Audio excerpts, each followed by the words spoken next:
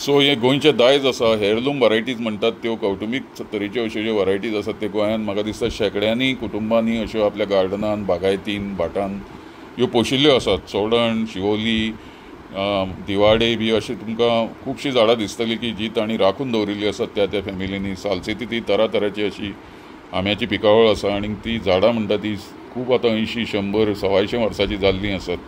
आणि आज मानकुराद आंब्याची व्हडल्या प्रमाणाचेर मशागत किंवा लागवड जावपाची गरज आसा.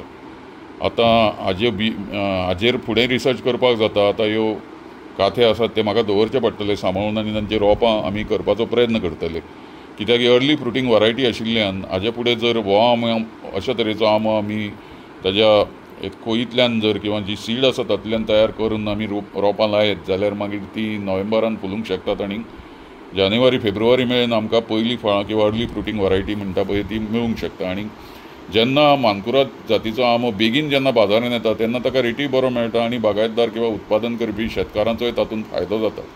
म्हणटकीच आमी आंब्याची लागवड करता आसतना हेंय विचारान घेवंक जाता की खंयचो आंबो केन्ना लागता, कसो तो बाजारांत हाडूंक जाता आनी ताका कितें प्रिमियम रेट मेळूंक शकता तो.